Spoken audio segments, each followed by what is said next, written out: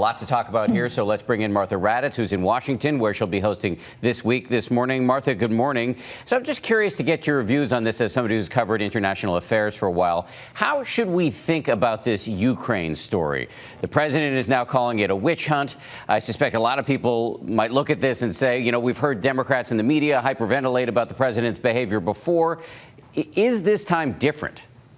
Well, I think everyone has heard the president hyperventilate about this. They've heard the Democrats hyperventilate about this. I'm sure you'll just hear President Trump continue to say it's a witch hunt, it's a witch hunt. So you'll get that echo. But when you look at this and what happened, and that the Inspector General's office said this was urgent and credible, this could go a bit further and take up some attention in the coming weeks. We have also heard President Trump tell our own George Stephanopoulos that if somebody had dirt on, say, Norway, I think he said, then he would take it. So I think we're going to be looking at this for a while and see if it goes much further and whether or not we get any sort of transcript from that telephone call. That seems to be key. And if we get a transcript, the question will be, was there some sort of quid pro quo here involving U.S. military aid to the Ukraine? But let me switch now to another big story that you've been following all week. There was a military parade in Iran this morning, and the president of that country during the parade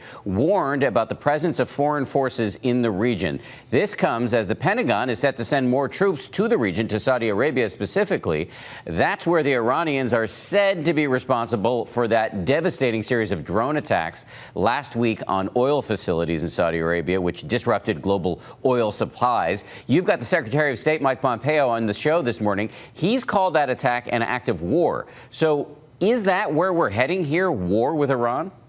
I don't think anybody from the administration right now wants to go to war with Iran. You've heard lots of rhetoric. They have presented no evidence about these attacks. And Mike Pompeo falls short of saying that Iran actually launched the missiles, although senior officials will tell us Iran actually launched the missiles. And those troops we're sending to Saudi Arabia, those will be in a defensive position. We are sending air defenses. We are not sending troops on any sort of offense at this point. So in many ways, the administration has really dialed this back. The big question is, if Iran keeps firing missiles, if Iran keeps firing drones, then what do they do? That is the question, because things could ratchet up quite easily from here. Martha, thank you. I know you're going to be all over this story this morning. I want to remind everybody to tune into This Week later this morning right here on ABC when Martha goes one-on-one, as we said, with the Secretary of State, Mike Pompeo. And then this morning there is this. Sam Donaldson and George Will return for a special remembrance